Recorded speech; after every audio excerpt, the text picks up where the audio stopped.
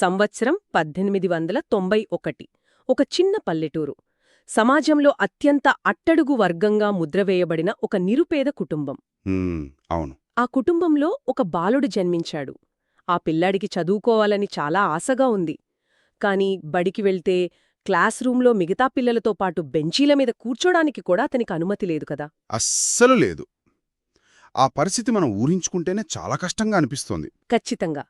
ప్రతిరోజూ ఇంటినించి తనతో పాటు ఒక పాత గోనె సంచిని తీసుకువెళ్ళి ఆ తరగతి గదిలో ఎవరికీ తగలకుండా ఒక మూల నేలమీద పరుచుకుని దానిపైనే కూర్చోవాలి. అంటే కనీసం పాగడానికి నీళ్లు కూడా దొరకని పరిస్థితి కదా అప్పట్లో. ఎగ్జాక్ట్లీ. మధ్యాహ్నం ఎండకు విపరీతమైన దాహం వేసి గుక్కెడు నీళ్లడిగితే ఆ స్కూల్లోని పంపును తాకే హక్కు కూడా ఆ పిల్లాడికి లేదు. స్కూల్ ప్యూన్ ఉంటేనే అతను పైనుంచి దోసిక్లో పోస్తేనే ఆ నీళ్లు తాగాలి. ప్యూన్ రాని రోజు ఆ పిల్లాడికి రోజంతా పస్తులు, దాహమే, నో వాటర్. అవును. కాని చరిత్రను మలుపు తిప్పే అత్యంత ఆశ్చర్యకరమైన విషయమేమిటంటే ఆ నేలమీద గోనెసంచీపై కూర్చుని అక్షరాలు దిద్దిన ఆ బాలుడే పెరిగి పెద్దయ్యాక ప్రపంచంలోనే అత్యంత ప్రఖ్యాతిగాంచిన లండన్ స్కూల్ ఆఫ్ ఎకనామిక్స్ ఇంకా అమెరికాలోని కొలంబియా విశ్వవిద్యాలయాల నుండి 2 డాక్టరేట్లు సాధించారు. ఆయనే డాక్టర్ బిఆర్ అంబేద్కర్, ఒక నిజమైన దార్శనికుడు. రైట్. ఈరోజు మన ఈ అనాలిసిస్లో ఆధునిక భారతదేశ రూపురేఖలను మార్చిన ఆ గొప్ప మేధావి ప్రయాణం గురించి మనం డీప్గా మాట్లాడుకోబోతున్నాం. అంటే కేవలం చరిత్ర పుస్తకాలకే పరిమితం కాకుండా ఆయన ఆలోచనా విధానాన్ని అన్వేషించడమే మన మెయిన్ మిషన్. ఖచ్చితంగా. ఈ అద్భుతమైన కథను మనం ఊరికి గాలి నుంచి మాట్లాడుకోవడం లేదు కదా.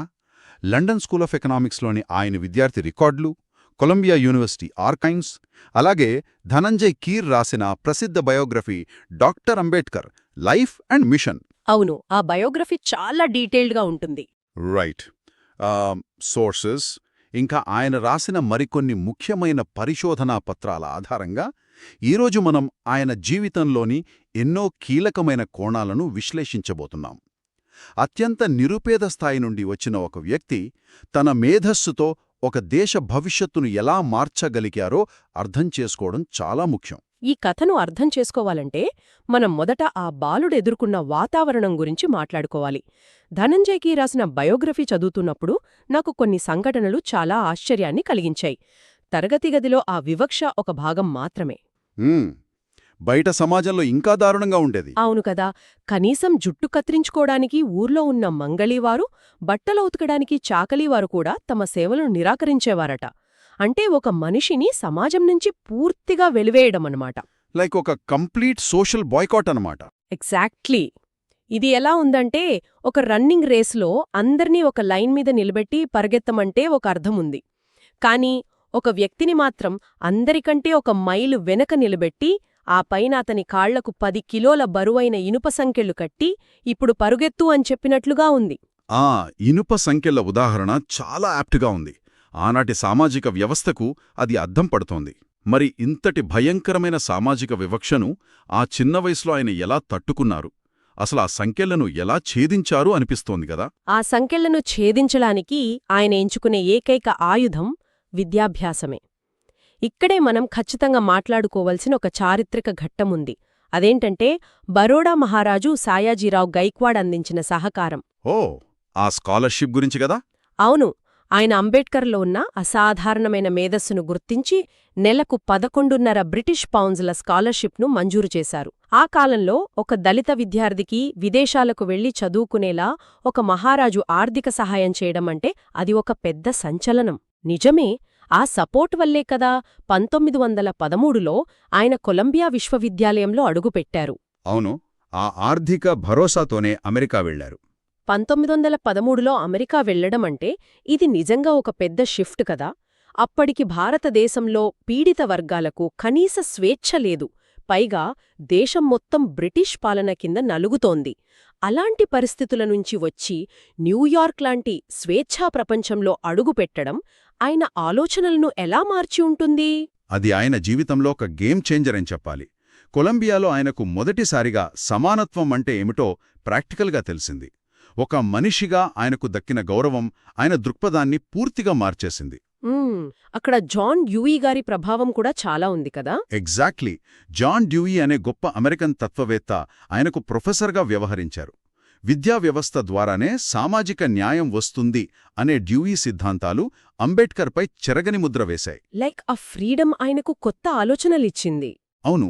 1930లో న్యూయార్క్ టైమ్స్కి ఇచ్చిన ఒక ఇంటర్వ్యూలో ఆయన స్వయంగా ఒక మాట చెప్పారు. నా జీవితంలో నాకు దొరికిన అత్యుత్తమ స్నేహితులు కొలంబియాలో నా తోటి విద్యార్థులు, ఇంకా నా గొప్ప ప్రొఫెసర్లు అని. ఆ వాతావరణమే తన దేశంలో కూడా సమానత్వం ఉండాలన్న బీజాన్ని నాటింది. అది చాలా ఆసక్తికరంగా ఉంది. కానీ నాకొక ఆలోచన వస్తుంది. విదేశాలకు వెళ్లి చదువుకుని 2 డాక్టరేట్లు సాధించిన తరువాత ఎవరైనా ఏం చేస్తారు? ఒక గొప్ప ఉద్యోగంలో స్థిరపడి ప్రశాంతమైన జీవితం గడపాలని చూస్తారు. అవును, సాధారణంగా ఎవరైనా అదే చేస్తారు. కాని అంబేడ్కర్ ఆ జ్ఞానాన్ని కేవలం తనే ఎదుగుదలకు వాడుకోలేదు. ఆయన తిరిగి వచ్చి సమాజంలోని అసమానతలను రూపుమాపడానికి దాన్ని ఒక సాధనంగా మలుచుకున్నారు. ముఖ్యంగా ఆ క్యాస్ట్స్ ఇన్ ఇండియా పరిశోధనా పత్రం గురించి మన సోర్సెస్లో చాలా లోతైన చర్చ ఉంది. ఆ పేపర్ ఆయన మేధో ప్రయాణంలో ఒక కీలక మలుపు. కొలంబియా విశ్వవిద్యాలయంలో ఆయన కేవలం 25 ఏళ్ల వయసులో సమర్పించిన పరిశోధనా పత్రమది. అది అప్పటిదాకా కులం గురించున్న అపోహలను బద్దలు కొట్టిన ఒక మేధోపరమైన బాంబులాంటిదే అని చెప్పొచ్చు. అంటే అప్పటివరకు పాశ్చాత్య చరిత్రకారులు కులమంటే ఒక జాతికి సంబంధించిన విషయమని అనుకునేవారు కదా. అవును, అదొక రేస్ అనో లేదా వర్గ విభజన అనో వాళ్లు భావించేవారు. కాని అంబేడ్కర్ ఆ వాదనలను తన అద్భుతమైన లాజిక్తో ఖండించారు. కులమనేది ఒక జాతి కాదని, అది వాస్తవానికి ఒక మూసివేయబడిన వర్గం అని ఆయన సిద్ధాంతీకరించారు. మూసివేయబడిన వర్గం, ఇంగ్లీష్లో ఎన్క్లోజ్డ్ క్లాస్ అంటారు కదా. అంటే ఎవ్వరూ లోపలికి రాలేరు, ఎవరూ బయటికి వెళ్లలేరు అనే కదా దీనర్థం. దీన్నాయన ఎలా వివరించారు? ఒక సమాజం మొత్తం కొన్ని గదులుగా విడిపోయి ప్రతి గదికి తాళం వేసుకుంటే ఎలా ఉంటుందో కుల వ్యవస్థ అలా ఉంటుంది అని ఆయన విశ్లేషించారు. ఈ గదులకు తాళం వేసే సిస్టం పేరే ఎండోగామి అని ఆయన చెప్పారు. ఓ, ఎండోగామి అంటే కేవలం తమ సొంత కులంలోనే వివాహాలు చేసుకోవడం. ఎగ్జాక్ట్లీ. వేరే కులం వారితో సంబంధాలు పెట్టుకోకుండా ఈ కఠినమైన నియమాన్ని అమలు చేయడం ద్వారానే కుల వ్యవస్థ ఇన్ని వేల సంవత్సరాలుగా నిలబడిపోయిందని ఆయన ఆ పేపర్లో చారిత్రక ఆధారాలతో సహా నిరూపించారు. సిద్ధాంతపరంగా ఈ లాజిక్ చాలా పదునుగా ఉంది. ఒక జబ్బు ఏమిటో ఆయన పర్ఫెక్ట్గా డయాగ్నోస్ చేశారు. కానీ ఇక్కడే నాకో పెద్ద సందేహం వస్తోంది. ఏంటది? కేవలం విశ్వవిద్యాలయాల్లో పరిశోధనా పత్రాలు రాస్తేనో, మేధావుల మధ్య కూర్చుని సిద్ధాంతాలు చెబుతేనో బయట సమాజం మారిపోదు కదా. ఈ కఠినమైన వ్యవస్థను మార్చడానికి ఆయన గ్రౌండ్ లెవెల్లో ఏం చేశారు? ఇది చాలా ముఖ్యమైన పాయింట్. ఇక్కడే మనం అంబేద్కర్ను కేవలం ఒక స్కాలర్గానే కాకుండా ఒక మాస్ లీడర్గా చూస్తాం. సిద్ధాంతాలను ఆచరణలోకి తీసుకురావాలంటే ముందు అణగారిన వర్గాలను సమీకరించాలి అనైనా స్టార్ట్ చేశారు. ఆ సమీకరణం కోసమే కదా బహిష్కృత హితకారిణి సభను స్థాపించింది. అవును. ఆ సభ తీసుకున్న నినాదం అప్పట్లో ఒక పెద్ద ప్రకంపన సృష్టించింది. Educate, organise, agitate. అంటే చదువుకోండి, సమీకృతం కాండి, పోరాడండి అని. ఈ 3 పదాల ఆర్డర్ కూడా చాలా ఇంట్రెస్టింగ్గా ఉంది కదా. ముందు చదువుకోవాలి, ఆ తర్వాత ఏకం కావాలి, అప్పుడు మాత్రమే పోరాడాలి. డైరెక్ట్గా పోరాటం చేయమని ఆయన చెప్పలేదు. ఆ ఆర్డర్ వెనుక ఆయన విజన్ దాగి ఉంది. చదువు లేకుండా చేసే పోరాటం ఒక గుడ్డి ఆవేశం మాత్రమే అవుతుంది. ముందు మన హక్కులేమిటో మనకు తెలియాలి కదా. అప్పుడు జరిగే పోరాటానికే ఒక అర్థం ఉంటుంది. స్వయం సహాయం అనేది చాలా ముఖ్యమని ఆయన బలంగా నమ్మారు. Right, self help. ఆ గొంతు వినిపించడంలో పత్రికల పాత్ర గురించి కూడా మనం ఖచ్చితంగా మాట్లాడుకోవాలి. 1927లో ఆయన బహిష్కృత భారత్ అనే పత్రికను ఎందుకు ప్రారంభించారో చెబుతూ అన్న మాటలు నాకు చాలా నచ్చాయి. అవును, పత్రిక లేని నాయకుడు రెక్కలు లేని పక్షిలాంటివాడు అని ఆయన అన్నారు. ఒక ఉద్యమం ప్రజల్లోకి వెళ్లాలంటే మీడియం ఎంత ముఖ్యమో ఆయన ఆనాడే పసిగట్టారు. నిజమే. ఆ పత్రికల ద్వారానే ఆయన ప్రజలకు ఒక అక్షర రూపమిచ్చారు. ఆయన చెప్పిన అత్యంత బలమైన వ్యాఖ్య ఒకటుంది. ఒక బానిసకు తాను బానిసను అని చెప్పండి, అప్పుడు అతడే తన సంకెళ్లను తెంచుకుని తిరుగుబాటు చేస్తాడు అని ఆయన అన్నారు. వావ్, ఎంత పవర్ఫుల్ స్టేట్మెంట్ కదా అది. బానిసత్వపు ఆలోచన నుంచి బయటకు రావడమే అసలైన స్వేచ్ఛ అని ఆయన చెప్పారు. అయితే ఆయన ప్రయాణంలో మనం గమనించాల్సిన మరో పెద్ద షిఫ్ట్ ఉంది.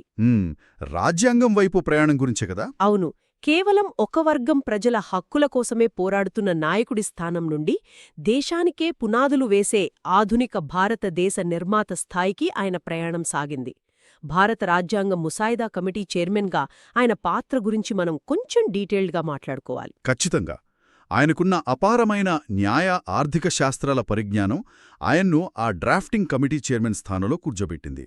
దేశంలోని ప్రతి పౌరుడికి స్వేచ్ఛ, సమానత్వం అందేలా రాజ్యాంగాన్ని ఆయన తీర్చిదిద్దారు. ముఖ్యంగా ప్రాథమిక హక్కులను కాపాడే ఆర్టికల్ 32 గురించి ఆయన ఒక మాట చెప్పారు. అదేంటి? ఆ ఆర్టికల్ రాజ్యాంగానికి హృదయం మరియు ఆత్మలాంటిదని ఆయన వర్ణించారు కదా. Exactly, heart and soul of the constitution అన్నారు. కానీ ఆర్టికల్ 32కు ఆయన అంత ప్రాముఖ్యత ఎందుకిచ్చారు? హక్కులు ఇస్తే సరిపోతుంది కదా, మళ్లీ దానికి హృదయం, ఆత్మ లాంటి ప్రత్యేకత ఎందుకు? ఇక్కడే ఆయన ఆలోచన మనకర్థమవుతుంది. రాజ్యాంగం మనకు మాట్లాడే స్వేచ్ఛనిస్తుంది, కాని ఆ హక్కులకు భంగం వాటిల్లితే, అడిగే నాథుడు లేకపోతే ఆ చట్టాలకు ఆచరణలో విలువుండదు కదా. అంటే వాటిని ప్రొటెక్ట్ చేసే ఒక మెకానిజం ఉండాలన్నమాట. అవును. ఒక పౌరుడి ప్రాథమిక హక్కులకు భంగం వాటిల్లితే నేరుగా సుప్రీంకోర్టును ఆశ్రయించే హక్కును ఈ ఆర్టికల్ 32 కల్పిస్తుంది.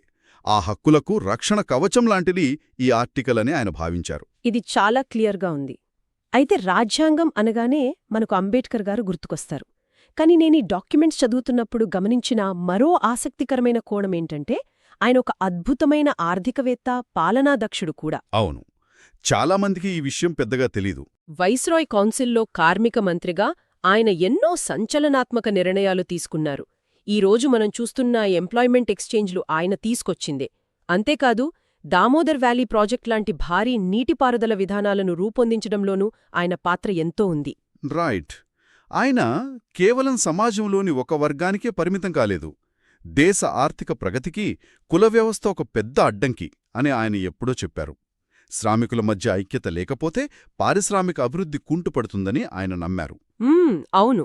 అలాగే ఆయన తన శక్తిని వెచ్చించిన మరో అత్యంత ముఖ్యమైన అంశం మహిళల హక్కులు. ఒక సమాజం ఎంత ప్రగతి సాధించిందో ఆ సమాజంలోని మహిళలు సాధించిన ప్రగతిని బట్టి నేను కొలుస్తాను అని ఆయన చెప్పేవారు. మహిళల సాధికారత కోసం ఆయన రూపొందించిన హిందూ కోడ్ బిల్ చాలా కీలకమైనదు. ఆస్తిలో సమాన హక్కులు, విడాకుల హక్కును చట్టబద్ధం చేయడం లాంటివిందులో ఉన్నాయి కదా. అవును. అది మహిళల ఆర్థిక, సామాజిక సాధికారతకు వేసిన పునాది. అయితే చారిత్రక ఆధారాల ప్రకారం చూస్తే ఈ బిల్లుకప్పట్లో ఊహించని స్థాయిలో వ్యతిరేకత వచ్చింది. ఈ విషయాన్ని మనం కేవలం ఒక ఫ్యాక్ట్ లాగా చూడాలి. అవును, మన సోర్సెస్ కూడా అదే చెబుతున్నాయి. ఆ రోజుల్లో ఈ బిల్లును అప్పటి జనసంఘ్ మరియు ఆర్ఎస్ఎస్ లాంటి సంస్థలు తీవ్రంగా వ్యతిరేకించాయట. నిజమే. నాటి సాంప్రదాయాలకు, పాత పద్ధతులకు ఈ బిల్లు విరుద్ధంగా ఉందని వారు భావించారు. ఈ వ్యతిరేకత కారణంగానే ఆ బిల్లు అప్పట్లో ఆశించని స్థాయిలో ఆమోదం పొందలేకపోయింది. ఇది మనం తటస్థంగా అర్థం చేసుకోవాల్సిన హిస్టారికల్ ఫ్యాక్ట్. కానీ మహిళలకు న్యాయం జరగాలన్న తన పోరాటాన్ని ఆయన ఆపలేదు. రైట్. ఇన్ని పోరాటాల తర్వాత రాజ్యాంగం ద్వారా అందరికీ సమానత్వం కల్పించారు. కాని నాకిక్కడ ఒక పెద్ద డౌట్ వస్తుంది. అన్నీ సవ్యంగా సాగుతున్నాయని అనుకుంటున్న టైంలో తన జీవిత చర్మాంకంలో ఆయన ఒక కొత్త మతాన్నెందుకు స్వీకరించాల్సొచ్చింది? అదొక చాలా లోతైన తాత్విక ప్రశ్న. చట్టాలనేవి కేవలం మనిషి బాహ్య ప్రవర్తనను మాత్రమే నియంత్రించగలవు కదా. కాని మనుషుల మనసులలో సమానత్వం రావాలంటే ఒక మానవతా మతం అవసరమని ఆయన బలంగా నమ్మారు. అంటే చట్టాల వల్ల మాత్రమే మనసులు మారవు అని ఆయన ఫీలయ్యారు. ఎగ్జాక్ట్లీ. అంటరానితనం లాంటి వివక్షలు ఉన్నాయనే ఎంతో వేదనకు గురైన ఆయన, నేను హిందువుగా పుట్టాను కాని హిందువుగా చనిపోను అని 1935లోనే ప్రకటించారు. ఆ తర్వాతే ఆయన బౌద్ధమతం వైపు అడుగులు వేశారు. బౌద్ధంలో ఆయనకు అంతగా ఆకర్షించిన విషయాలేమిటి? ప్రధానంగా బౌద్ధంలో కనిపించే స్వేచ్ఛ, సమానత్వం, సౌభ్రాతృత్వం, లైక్ లిబర్టీ, ఈక్వాలిటీ, ఫ్రాటర్నిటీ. బౌద్ధం మూఢనమ్మకాలకు తావివ్వదని ఆయన నమ్మారు. అక్టోబర్ 14, 1956న నాగ్పూర్లోని దీక్షాభూమిలో తన లక్షలాది మంది అనుచరులతో కలిసి ఆయన బౌద్ధమతాన్ని స్వీకరించారు. ఆ రోజు బౌద్ధం స్వీకరించిన ఆ దీక్షాభూమిని ఈ రోజుకి లక్షలాది మంది సందర్శిస్తూనే ఉంటారు. ఆయన జీవితంతో ముడిపడి ఉన్న మధ్యప్రదేశ్లోని భీమ్ జన్మభూమి, అలాగే ముంబైలో చైత్యభూమి, ఢిల్లీలో మహాపరినిర్వాణ భూమి, ఇవన్నీ సజీవ సాక్ష్యాలుగా నిలిచాయి. 100% పాళ్లు నిజం. ఆయన ప్రయాణం భారతీయ సామాజిక ముఖచిత్రాన్ని శాశ్వతంగా మార్చేసిన ఒక మహాకావ్యం. ఆయన ఆలోచనల ప్రభావం విశ్వజనీనమైనది అనడానికి ఒక బెస్ట్ ఎగ్జాంపుల్ మనం చూశాం కదా. 2010లో అమెరికా మాజీ అధ్యక్షుడు బరాక్ ఒబామా భారత పార్లమెంట్లో మాట్లాడుతూ అంబేడ్కర్ను ప్రస్తావించారు. అవును, ఆ స్పీచ్ చాలా ఫేమస్ కదా. ఒక దళిత బాలుడు ఎదిగి అందరి హక్కులను కాపాడే రాజ్యాంగాన్ని రచించగలిగాడు అంటే ఎవరైనా సరే తమ అత్యున్నత సామర్థ్యాన్ని చేరుకోగలరు అనడానికే అదే నిదర్శనమని ఆయనన్నారు. ఆ మాటలు ఆయన గొప్పదనాన్ని ప్రపంచానికి చాటి చెబుతాయి. అయితే మనం ఈ సెషన్ ముగించే ముందు ఒక ముఖ్యమైన విషయం గురించి మాట్లాడుకోవాలి. అదే రాజ్యాంగ నైతికత, అంటే కాన్స్టిట్యూషనల్ మొరాలిటీ. అంటే ఏంటిది ఖచ్చితంగా? చట్టాలు ఎంత గొప్పగా రాసినా దాన్ని ఆచరించే సమాజం యొక్క నైతికత మీదే ఆ చట్టాల విజయం ఆధారపడి ఉంటుంది అని ఆయన హెచ్చరించారు. చట్టం ప్రకారం అందరూ సమానులే అయినా సామాజికంగా ఒకరినొకరు గౌరవించుకునే నైతికత లేకపోతే ఆ చట్టానికి ప్రాణం ఉండదు అని ఆయన పదే పదే చెప్పారు. సో ఇక్కడే మనందరం ఆలోచించాల్సిన ఒక బలమైన ప్రశ్నొస్తోంది. ఇవాళ మనం ఎంతో ముందుకొచ్చామనుకుంటున్నాం. టెక్నాలజీ పెరిగింది, ఒకవైపు సమాచార విస్ఫోటనం జరుగుతోంది. అవును. కాని మరోవైపు సోషల్ మీడియాలో, బయట సమాజంలో ఇంకా తీవ్రమైన కుల, మతపరమైన అభిప్రాయ భేదాలు మనకు స్పష్టంగా కనిపిస్తూనే ఉన్నాయి. ఇలాంటి ఆధునిక ప్రపంచంలో మనందర్నీ ఏకం చేయాల్సిన ఈ రాజ్యాంగ నైతికత మనలో నిజంగా ఉందా? చట్టం పక్కన పెడితే ఒకరినొకరు మనుషులుగా అర్థం చేసుకుని మెలిగే ఆ సమాజానికి మనం చేరువయ్యామా? లేక మనం ఇంకా ఆ ఆదర్శానికి చాలా దూరంలోనే మిగిలిపోయామా అనేది మనం ఖచ్చితంగా ఆలోచించాలి. నిజమే. ఆ స్వేచ్ఛ, సమానత్వం మన ఆచరణలో, మనస్సుల్లో ఉన్నప్పుడే ఆయన కలలుగన్న నిజమైన సామాజిక ప్రజాస్వామ్యం సిద్ధిస్తుంది. ఖచ్చితంగా. సంభాషణ మొదట్లో మనం మాట్లాడుకున్న ఆ దృశ్యాన్ని ఒక్కసారి మళ్లీ గుర్తు తెచ్చుకుందాం. నేలమీద గోనె సంచి పరుచుకుని తాగడానికి నీళ్లు కూడా దొరకని ఆ పరిస్థితుల్లో తన కాళ్లకున్న ఆ ఇనుప సంకెళ్లను చదువు అనే ఆయుధంతో ఛేదించి దేశానికే ఒక కొత్త రాజ్యాంగాన్ని అందించారు. ఆ బాలుడు సహించిన ఆకలి, దప్పికల పునాదుల మీదే ఇవాడ మనం స్వేచ్ఛగా బతుకుతున్నాం. ఈ లోతైన ఆలోచనతో మన ఈనాటి ఈ డీప్ డైవ్ను ఇక్కడితో ముగిద్దాం. మళ్ళీ మరొక ఆసక్తికరమైన అనాలిసిస్తో కలుద్దాం.